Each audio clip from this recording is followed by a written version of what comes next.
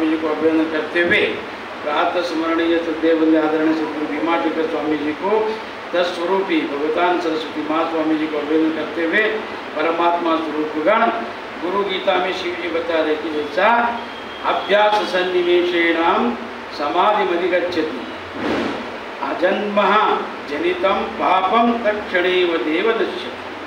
तो ये पार्वती जो गुरु करने के बाद गुरु जो महावाक्य को उपदेश करता है उसको श्रवण करके मनन और निधिध्यास करते रहते, नित्य अभ्यास। तो जो अभ्यास करते हैं, क्यों अभ्यास करना चाहिए कि मन चंचल है, तो मन को निग्रह करने के लिए अभ्यास अनिवार्य है। तो कोई भी विषय में जो वासना से अलग है, वासना प्रकृति जन्य है, वो कोई सिखाता नहीं, उसके लिए कोई अभ्यास का जरूरत नहीं है। पर अपने को कोई ज्ञान चाहिए, भौतिक ज्ञान हो, आध्यात्मिक ज्ञान हो, कोई भी सिद्धि हो, मंत्र का, कोई भी देवता का, तो उसके लिए अभ्यास अनिवार्य है। तो जो अभ्यास करेगा, अभ्यास सन्निवेशनाम समाधिमधिगच्छति, जो गुरु दिया हुआ महावाक्य का नित्य ध्यान आदि करता है, श्रवण मनन आदि, तो जो ध्यान करने के बाद उसे क्या होता है, समाधि प्राप्ति होता है। तो समाधि का अर्थ क्या है, समाधि यानी बुद्धि, बुद्धि सम हो जाता है। तो बुद्धि इंद्रिया बहिर्मुख और अंतर्मुख के बीच में रह जाता है, तो ना अंदर प्रवेश होता है ना बाहर, तो वो बीच में रुकता है, उसका नाम है समाधि। तो समाधि क्या करता है, अद्वैत दृष्टि लाता है बुद्धि में, तो उसके लिए जो अभ्यास करेगा उसको प्राप्त होता है। अजन्म जनितम पापा तत्क्षणे देव नश्यति। तो ये पार्वती जो इस अभ्यास को करते जाएगा तो समाधि तो प्राप्त हुआ, तो तत्क्षण उसने किया हुआ जितना पाप है जन्म जन्म का वो सब नाश हो जाता है। फिर वो नाश होने के बाद हृदय उसका परिपक्व हो जाता है, परिपक्व होने के बाद उसमें आत्मज्ञान प्रादुर्भाव होता है। इसके लिए पार्वती है गुरु विष्णु सत्वो मयोरजश्च चतुर्ननः तामसो रुद्र रूपेण सृजति अंति चाह। तो यहाँ पर क्या बोला है कि जैसा गुरुदेव जो है परब्रह्म स्वरूप जो है, ब्रह्मा का स्वरूप क्या है, निर्गुण निराकार परब्रह्मा। फिर से मैं बोल रहा हूँ, ब्रह्मा नहीं परब्रह्मा, जिसको निर्गुण निराकार परमात्मा बोला जाता है। तो वो निर्गुण निराकार परब्रह्मा सर्वव्यापी है, वो निर्गुण है, निराकार है, निरंजन है। निरंजन का अर्थ क्या है, अंजन है काजल लगा लेना, तो ये निरंजन है, इसको ये स्पर्श नहीं करता, इसका नाम है निरंजन।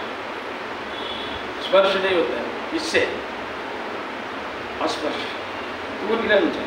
और वो लिप्त नहीं होता किसी से, किसी के अंदर मिलता नहीं है, सब में रहकर सबसे अलग है। जैसा ये विद्युत शक्ति अब इसमें प्रवाह है, पूर्ण रूप से प्रवाह है, पर उसमें लिप्त नहीं है। जैसा बटन बंद किया तो अपने आप वो पावर कट हो जाता है, ऐसा ही वो निरंजन है। निरंजन का अर्थ निर्लिप्तता, निर्विकार है, सर्वव्याप है, अनंत है। पर वही परब्रह्मा माया को आधार लेकर तीन गुण, सत्वगुणा, रजोगुणा, तमोगुण को लेकर गुणातीत गुणमय बन गया। कि उसको कार्य करना है, उसमें कोई गुण भी नहीं है, पर वो गुणामय बन गया। तो गुणामय क्या करता है, वो माया शक्ति को लेकर प्रवृत्त होता है। जिसमें गुण है वो सात्विक है, राजसिक है, तामसिक, वैसा व्यवहार करता है। तो ये तीन गुण को लेकर प्रकृति को आवृत करता है। वो गुणातीत गुणामय बन के गुणाधीश बन जाता है, गुण का अधिपति बनता है। गुणातीत, गुणाधीन होना और गुणाधीश्वर। तो निर्गुण निराकार जो माया को लेकर तीन गुण में, जैसा गुरु विष्णु सत्वमय, तो ब्रह्मा रजोगुण, विष्णु सत्वगुण, रुद्रा तमोगुण को लेकर ये सृष्टि को निर्मित किया। पर ये तीनों गुणों से परे गुणातीत गुणाधीश गुरु, जैसा रजोगुण ने सृष्टि का रचना करने के लिए क्या चाहिए, तो रजोगुण चाहिए। तो लेन देन का व्यवहार तो उसको ब्रह्मा को दिया, तो ब्रह्मा रजोगुण प्रधान होने के कारण सृष्टि का निर्माता है। विष्णु को सत्वगुण क्यों बोला कि विष्णु अवतार ज़्यादा विष्णु ने लिया है, ब्रह्मा और शिव ने अवतार नहीं लिया है।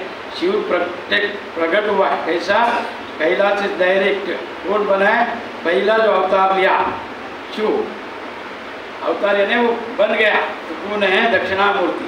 फिर दूसरा शंकराचार्य, फिर हनुमान, तो उन्होंने कोई अवतार लेकर लीला नहीं किया शिव और ब्रह्मा। विष्णु सत्वगुण प्रदान होने के कारण उनको ये कार्य दिया गया, क्या, सृष्टि का पालन। तो पालन जो कार्य है सबसे बड़ा है, तो पालन करना यानी जन्म से लेकर मृत्यु तक तो उसको पालन करना है, सबको देखना है।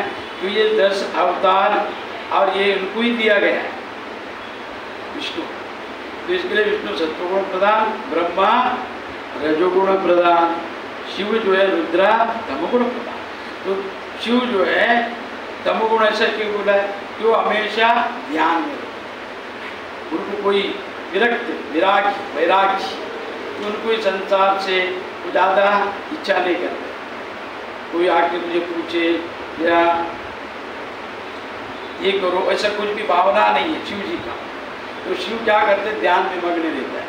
तो ये निद्रावस्था क्षणिक लय है, ऐसा प्रलय।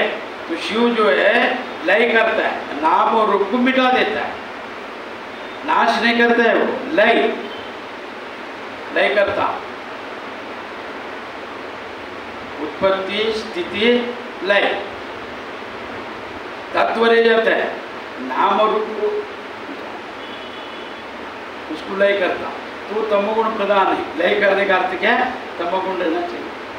तो तमोगुण का अर्थ क्या, नहीं वो किसको देखता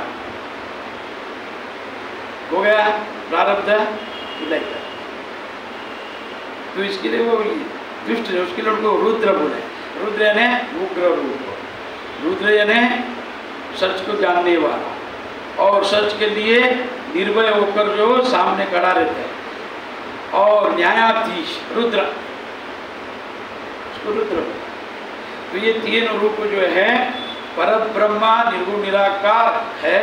फिर उन्होंने माया को, प्रकृति को बना के लिए माया को अधीन करके गुणातीत गुणमय बनकर गुणाधीश बना, मायाध्यक्ष बना। निर्गुण होकर सगुण में आया, सगुण आकार लिया, 3 गुणों को लिया, 3 गुण से प्रकृति को बनाया और उस प्रकृति को अपना अधीन रखा। गुणातीत गुणामयी गुणाधीश मायाध्यक्षेण प्रकृति। तो गुणाधीश है, गुरु को जानता है, सत्वगुण है, रजोगुण है, तमोगुण है। इसके लिए उनको कोई गुण बांधता नहीं, ब्रह्मज्ञानी केवल कार्य को देखकर कारण क्या करते, कार्य को देखकर अवतार लेता है। अवतार लेने के बाद उसके जो कार्य है वो उसके अनुसार ही चलता है माया। तो इसके लिए गुरु क्या है, गुरु विष्णु सत्वमयो राजसा चतुर्ननः चतुर्मुख ब्रह्म तामसो रुद्र रूपेण सृजवाति अंतिचः। ये 3 अपना अपना कार्य करता है। वैसा गुरु भी वो क्या करता है, गुरु ज्ञान का उत्पत्ति करता है, अज्ञान का नाश करता है और ज्ञान टिका रहे इसके लिए उनका रक्षणा भी करता है। तो इसके लिए गुरु ही त्रिमूर्ति स्वरूप है। ऐसा गुरु तस्य अवलोकेन प्राप्य सर्वसंग विवर्जिता एक निष्प्रशांतः तत्व्य तत्प्रसादात्। तो यहाँ पर क्या, ये गुरु ये पार्वती, उनका गुरुदेव के दर्शन पाकर, ऐसा जो ब्रह्मा विष्णु महेश का स्वरूप जो है, ऐसा गुरु का दर्शन पाकर, उनका प्रसाद को पाकर, सर्व प्रकार की आसक्ति छोड़कर, तो उनको जब दर्शन करता है तो गुरु का दर्शन करने के बाद क्या होता है, तो उनका करोड़ों जन्म का पुण्य एक क्षण में मिल जाता है। और गुरु प्रसाद वाक्य के रूप में, मंत्र के रूप में, वस्तु के रूप में आपको मिलता है, तो वो आसक्ति छोड़कर एकांत में निष्प्रहा सब संबंध को छोड़कर शांत होकर ध्यान करना चाहिए। तो गुरु दर्शनम कैसा रहने का 3 प्रकार है। पहला दर्शनम, स्पर्शनम, संभाषण, 3 प्रकार। अभी गुरु बहुत बड़ा व्यक्ति है, ज्ञानी है, कीर्तिवंत है, तो लाखों शिष्य है, तो स्टेज पे बैठा है, प्रवचन कर रहा है, आपको दर्शन भी हो रहा है और संभाषण भी हो रहा है, स्पर्श नहीं हो रहा है ना। स्पर्श जब तक नहीं होता पूर्ण आशीर्वाद नहीं मिलता। पर स्पर्श कई जगत गुरु लोग स्पर्श करके लेता नहीं, तो उसका अर्थ ये नहीं कि जात पात नहीं, भेदभाव नहीं, उनका इतना है कि 24 घंटा ध्यान, 3 त्रिसंध्या पूजा और दर्पण, 15 दिन मंत्र जाप, उनके कार्य है। गुरु ने जो दिया पीठ में, शंकराचार्य ने 5 लिंग को दिया है, तो लिंग, श्रीयंत्र, देवी, प्रत्येक पीठ ने एक अपना अपना देवी बनाकर बिठाया, शंकराचार्य ने बांध कर, ईश्वर के नहीं जाने दिया उनको।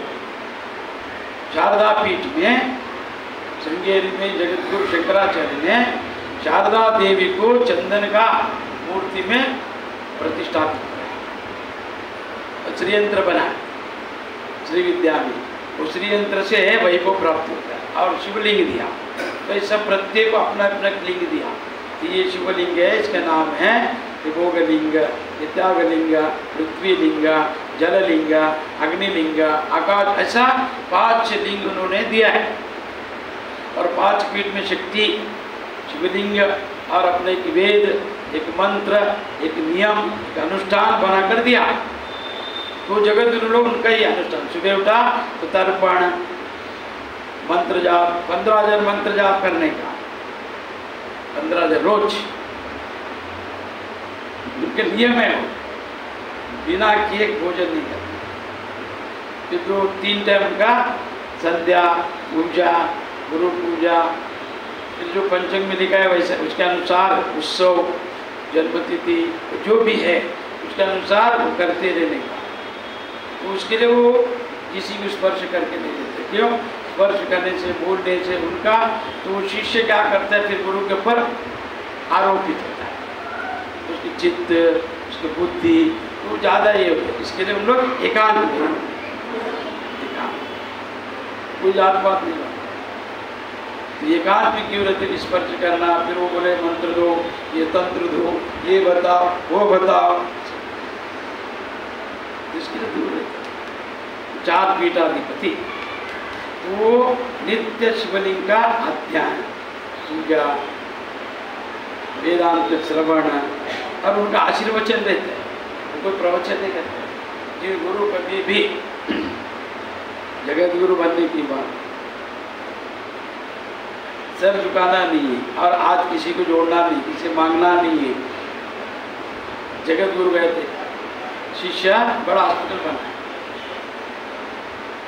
तो बुलाए गुरु, आप आकर उद्घाटन करो। गुरु बोले मैं नहीं आया। तो बोला अरे मैं बड़ा हॉस्पिटल आपके नाम से बना है, अब आप आएगा? बोले नहीं। तो क्यों? पूछा कि हॉस्पिटल लेने रोगी लोग आने, रोग अच्छे होते जाए, अभी अच्छा भी होता है, कोई प्रारब्ध से देहांत भी होता है, मरण भी होता है। तो मैं आके आशीर्वाद देगा कि मेरा शीशा हॉस्पिटल बना ले, ये फूल हो, फल हो, वृद्धि हो, तो इसका अर्थ क्या हुआ? रोगी बनना चाहिए। तो एक वकील है, उसने बुलाया कि आओ ऑफिस बनाया, उद्घाटन करो गुरु जी। बोला नहीं आएगा। क्यों? तो हमेशा लड़ाई हो, तुम्हारे पास केस ज़्यादा है, आशीर्वाद नहीं दे। और राजनीति लोग को भी लोग जीतेगा रहेगा बोलेगा, तो उन लोग अपना एक निष्ठा में रहते ज़्यादा, और उनको कोई दीक्षा किसी की देता, हाँ तुम मानो या नहीं मानो, पूज लेन देन नहीं। तो सलग्न ब्राह्मण केवल उनके कुल में जो देखा है, सुना है, जो वेद अभ्यास किया है और मंत्र का अनुष्ठान करता है, सेवा भाव है, उसी को देते हैं, सबको नहीं देते। सबको दे तो गाली खाने पड़े। इस सबको अगर दीक्षा दिया, कोई अच्छा भी है बुरा भी है ना, तो विरोध करेगा। तो उसके लिए हम लोग इंटरव्यू, किससे मिलना, वो सब नहीं करते। उनको सहूलत अनुकूलता है उनका, राजपाट के जैसे उनका पीठ चलता है। भोजन नित्य, पंचांग श्रवण नित्य, उपासना नित्य, ध्यान 24 घंटा काम रहते हैं उनका। वो जब तक है जगत में, ये जग क्या है, संतोष रहेगा। इसके लिए जगत गुरु लोग को निंदा नहीं करना, ठीक है। बाकी किसी को भी कुछ भी बोलो, उनको नहीं बोलने का, क्यों? वो अधिष्ठित है और परंपरागत आया हुआ, परंपरा को चलाने वाला, तो बहुत विचार से बात करता है, बहुत विचार। तो कोई पंचांग देखता नहीं, कोई भविष्य बताते नहीं, चमत्कार नहीं करता है, न दीक्षा देता है। आशीर्वचन, आशीर्वचन का अर्थ क्या है? शिष्यों को देखकर, वहाँ पर प्रसंग देखकर कुछ 4 बात बता के जाएगा, उसमें कोई त्रुटि नहीं निकालने का। आशीर्वचन करेगा कि मैं ये कार्य करने वालों ये है, आप लोग का सहयोग चाहिए, ऐसा रह जाओ। तो आज्ञा पालन करने का गुरु का, गुरु से ये नहीं, विवाद नहीं कि ये प्रवचन नहीं दिया, ये विषय बराबर नहीं, वो विषय ऐसा नहीं। तो इसके लिए जगत गुरु लोग का आश्रम में लेके आओ, सेवा करो, तो आपको परंपरा ज्ञात होगा। ऐसा नहीं, ऐसा बोला जाता है, ऐसा सेवा होता है, ऐसा इतना बड़ा संस्था चलाते हैं और किसी से मांगता नहीं, शिष्य लोग आके जमा कर देते और परंपरा को प्रत्येक जगह जाकर बढ़ाता है।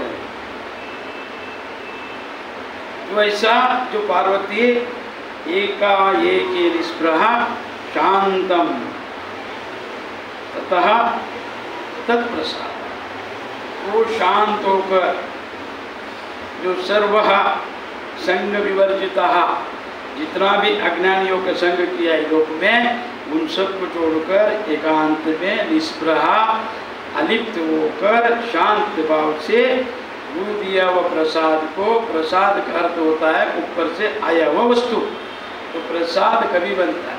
आप भोजन बनाया, गुरु और ईश्वर को अर्पण नहीं किया, ऐसे कहा दिया, वो भोजन है, वो बल देगा, बुद्धि देगा, वासना देगा। प्रसाद का अर्थ क्या है? तो आपने माना हुआ एक ईश्वर हो, देवी हो, गणपति हो या गुरु हो, आपने उनको देवता माना, उनको अपना जैसा माने, शरीर माना, फिर उसका अभिषेक पूजा विधिवत करने के बाद नैवेद्य होता है। तो नैवेद्य का अर्थ क्या है? जो बनाया उसको कोई देखना नहीं चाहिए, छुपा कर लाना चाहिए। फिर वो खोल के रखने के बाद प्राणायाम व्यायाम जो समय होता है अपनाय स्वाहा, तो ये 5 प्राण जो है भोजन करते हैं, जल और भोजन प्राणवायु में दिया जाता है प्राण को। तो प्राण स्पर्श करके वायु के रूप में देवता लोग जाते हैं, उनको अर्पण हो गया, फिर आप खा सकते हैं, उसको प्रसाद होता है कि ऊपर से ईश्वर ने दृष्टि डाला, उन्होंने इसका फल कृपा किया, प्राण ने स्पर्श कर लिया। वो सूक्ष्म कैसा? एक फूल जब खिलता है, फूल बगीचे में खिलने के बाद वायु स्पर्श करके उसके सुगंध आप तक लाता है ना? बाहर से सुगंध आया ना, लाया, आया वायु से। ऐसा ही यहाँ पर बनाए हुए जो है पंच प्राण जो है वायु के रूप में, प्राण अपान व्यान समान उदाना, तो वायु के रूप से वो उन तक पहुँचाता है। इसको बोला जाता है प्रसाद। उसको अपमान नहीं करने का, संशय नहीं करने का। मूर्ख लोग है जहाँ पर देवता पूजा, गुरु पूजा, अनुष्ठान, ध्यान और आरती वो सब होता है, तो वहाँ पर इतना तो प्रसाद लेने का, दूसरे को बांटने का। तो प्रसाद खुद भी खाओ और दूसरे को खिलाओ, तो उससे उनको भी वो पुण्य मिल जाता है और पुण्य का भागी बनता है वो। तो उसके लिए इतना लोग है जो अज्ञान है, प्रसाद बोले तो क्या तो है ऐसा समझते हैं। जहाँ पर अज्ञान है वहाँ पर तुम संशय करो, जहाँ पर प्रत्यक्ष है ज्ञान है संशय मत करो। तत्प्रसादात्, तो दिया हुआ ज्ञान को एकांत में जाकर ध्यान आदि करने से समाधि स्थिति प्राप्त होता है। समाधि पाने के लिए 4 घंटा ध्यान करना पड़ेगा। 1 घंटा अंतकरण को शुद्धि करने के लिए जाता है, प्राणायाम, विकर्षणा, ये सब। उसके बाद में ध्यान, तो ध्यान जैसा बढ़ते जाएगा तो आपका ऊर्जा ऊर्ध्वागमन होकर सहस्त्रार्थ में जब जाएगा तभी समाधि प्राप्त होता है, अन्यथा नहीं। अभी तक ऐसा कोई ध्यान नहीं किया है। क्यों? वो दिखाई देता है। ध्यान करने वाला सत्य के सिवा कुछ भी बोलेगा नहीं, प्राण जाए पर वचन अलग, तो प्राण त्याग देगा इसके सम्मान से, उससे कुछ दे देंगे। तो इसके लिए ये पार्वती गुरु प्रसाद को सर्वज्ञापदहम इत्यादि ये ही सर्वमयो भुवि सदानंद सदा शांतो रमते यत्र कुत्र चित्तः। जैसा जो जीव इस जगत में सर्वमय आनंदमय और शांत होकर सर्वत्र विचारता है, उसी जीव को सर्वज्ञ कहते हैं। तो सर्वज्ञ कौन है? शंकराचार्य, सर्वज्ञ पीठाधिपति शंकराचार्य। तो सर्वज्ञ का अर्थ क्या है? श्रोत्रिय ब्रह्मनिष्ठा, ब्रह्मा में निष्ठा है, श्रोत्रियत्व, जितना शास्त्र है वो सब सुनाएंगे। श्रोत्रिय, श्रोतव्य, मंतव्य, निदिध्यासव्य। तो ये कठोपनिषद में और प्रस्थानत्रय में सब आता है। प्रस्थानत्रय, प्रस्थान यानी मार्ग। तो ये मोक्ष के जाने के लिए एक ही मार्ग होना चाहिए ना, ये तीन मार्ग क्यों बना है? प्रस्थानत्रय। तो पहला ब्रह्मसूत्र, ब्रह्मसूत्र, दूसरा उपनिषद, तीसरा भगवद गीता। ब्रह्मसूत्र का श्रवण करना चाहिए, श्रवण। उपनिषदों का मनन करना चाहिए, भगवद गीता का निधिध्यास करना चाहिए, भगवद गीता जीवन में उतरना चाहिए, तब वो प्रत्यक्ष अनुभव है। केवल श्रवण किया भगवद गीता वो अनुभव में नहीं आएगा। क्यों? भगवद गीता ब्रह्मसूत्र का, उपनिषदों का सार है। ये ब्रह्मसूत्र जो है सकल वेदांतों का और मत मतांतों का खंडन करके ऋषि मुनियों ने ब्रह्म को सूत्र से प्रतिपादित किया है। 555 इतना ही श्लोक है उसमें, और उसमें प्रत्येक विषय का, संशय का निराकरण, प्रत्येक मत का, प्रत्येक धर्म का, प्रत्येक शिष्य का संशय का निराकरण किया है। इसके लिए श्रवण जब तक आप ब्रह्मसूत्र का नहीं करता तो उपनिषद मनन नहीं होगा। तो उपनिषद गुरु शिष्यों का संवाद है, उसमें प्रत्येक शिष्य ने जो प्रश्न किया उसके ऊपर गुरु ने प्रतिपादन किया। ब्रह्मसूत्र के जितना ऋषि मुनि वेदों में पढ़ा हुआ, छुपा हुआ गुप्त रहस्य ज्ञान को, मत मतांतर को, संशयों को लेकर बनाए, उसका नाम है ब्रह्मसूत्र। ब्रह्मा को प्रतिपादित किया, अन्य विषय नहीं, इसका नाम है ब्रह्मसूत्र। और वो ब्रह्मसूत्र का सार जो है फिर उपनिषद क्या है? जैसा कठोपनिषद, नचिकेत यमधर्म संवाद, तो वो मृत्यु, ओंकार, देवता, इस प्रश्न से प्रारंभ है। प्राणोपनिषद, उसमें प्राण से प्रारंभ है। चांदोपनिषद मन से प्रारंभ है। बृहदारण्यक के उपनिषद बृहत ब्रह्मा के विषय से प्रारंभ है। प्रश्नोपनिषद तो देह के ही निमित्त प्रारंभ है। पावना उपनिषद कुंडलिनी के ऊपर ही है। नादोपनिषद नाद के ऊपर ही है। बिंदुपनिषद बिंदु दर्शन के लिए है। गर्भधारणोपनिषद गर्भ के ऊपर ही है। संन्यास उपनिषद संन्यास का नियम और विधि क्या है। तारकोपनिषद ये ज्योति को देख के तारक कैसा करना चाहिए। ध्यान तारक एक दृष्टि से दो नेत्र एक दृष्टि, ये दो नेत्र को एक में कैसे समाना चाहिए। तारका उपनिषद ये सब ब्रह्म प्रतिपादित उपनिषद है। तो उपनिषद में प्रत्येक शिष्य का अपना जो संशय है उसको लेकर गुरु ने निराकरण किया।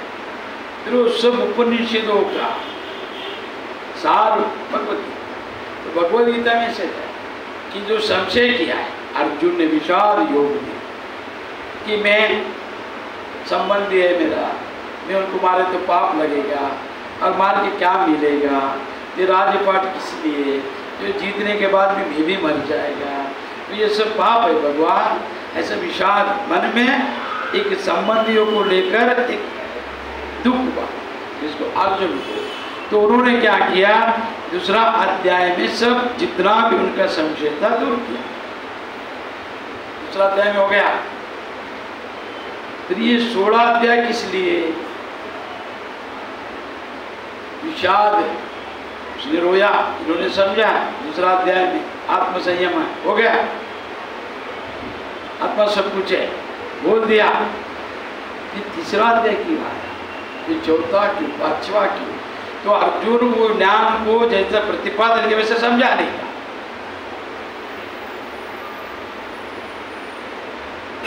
दूसरा अध्याय में भगवान ने सब उत्तर दिया है, तीसरा चौथा का जरूरत नहीं है।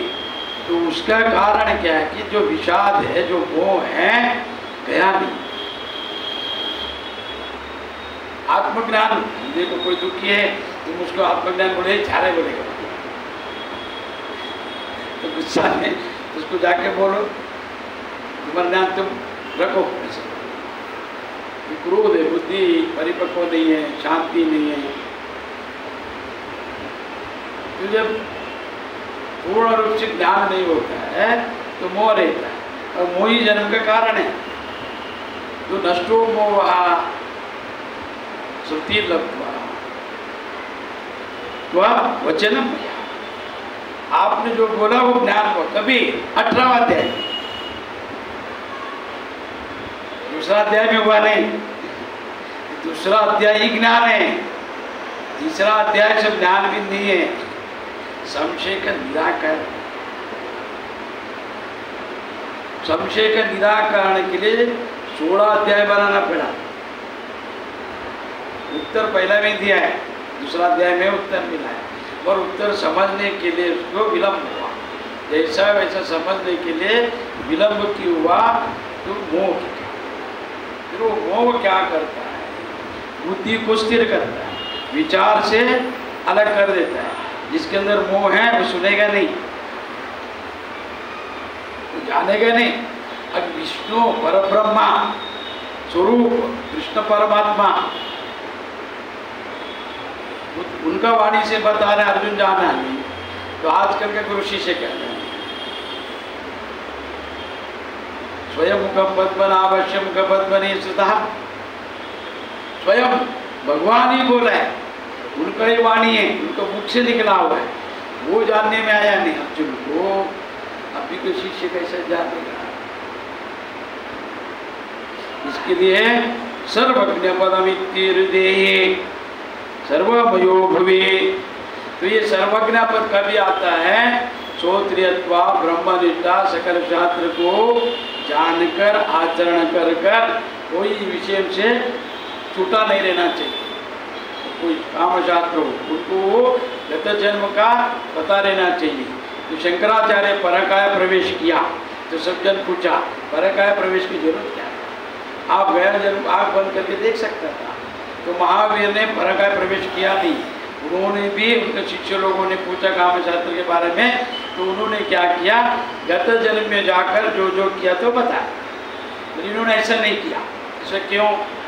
तो उनको योग शास्त्र में परकाय प्रवेश है, वीर्य स्तंभन कर सकता है, वज्रोली मुद्रा है। तो योग प्रतिपादन करने के लिए परकाय प्रवेश का विधि बताया शंकराचार्य। तो परकाय प्रवेश की विधि है, तो विज्ञान भैरव ने मैंने बताया। तो वो अगर रोज करेगा अभ्यास तो प्राप्त होता है, 1-2 साल लगेगा। और करते वक्त जागृता, अगर प्राण बाहर है तो फिर गोविंदा। तो इसके लिए तो ध्यान और सब गुरु से सीखना चाहिए। यही गुप्त है और कुछ नहीं गुप्त, यही रहस्य है। वेदांत प्रतिपादित है। वेदांत जो है ब्रह्म ज्ञान सबको देने के लिए ऋषि मुनियों ने सदा बोला है उसमें, पर उनके अंदर का जो रहस्य है, गुरु गंतव्य, गुरु मुख से और गुरु से ही सीखना चाहिए, वो योग शास्त्र है। अभी एक रेडियो है, टीवी चैनल, अभी 1000 चैनल है, तुम जो नंबर पे डालेगा वही चैनल आएगा ना, 1000 है ना उसमें दिखाई देते हैं ना, एक चैनल दिखाई देता है। रेडियो है, जो स्टेशन में काटा रुकेगा, दिल्ली, कलकत्ता, मुंबई सुनाई देता है। ऐसा ही यहाँ पर भी बहुत स्टेशन है शरीर में, तो किधर रुकाना चाहिए, वो आना चाहिए। और ये पढ़ने से सुनने से नहीं, करने से ही योग हीनम कथक ज्ञानम, पार्वती से बोला आगे, ज्ञान सबको चाहिए, सबको देना चाहिए, सुलभ है, सुनना चाहिए, पर समझ में आएगा नहीं। क्यों? योग हीनम, ध्यान नहीं किया उसने, मन बुद्धि को निग्रह नहीं किया है, तो ये सब केवल सुना सुना शब्द लगेगा, उससे दर्शन नहीं होगा। अपना शास्त्र जो है दर्शन शास्त्र है। दर्शन का अर्थ क्या है? देखा है, जाना है। आत्मा तो सब देख रहे हैं, आपको आत्मा देखना है तो सब देख रहे हैं, उसको कौन देख रहे हैं? इसके लिए शास्त्र को गुप्त है। सदानंदम सदा शांतो रमते यत्र पुत्र चित्ता। जीव सर्वज्ञ बनना चाहिए, सर्वज्ञ कभी बनना है। जो जब तक ये देह है, उपाधि, नाम, रूप, क्रिया, तो ये 3 गुण में अगर खेलता है, जीव है। जीव देखो, एक जीवित व्यक्ति और एक मरा हुआ, वो जीवित है जीव और मरा हुआ शव, तो वो जाकर उसको देखता है, किसको? शव, मृत्यु को, मरा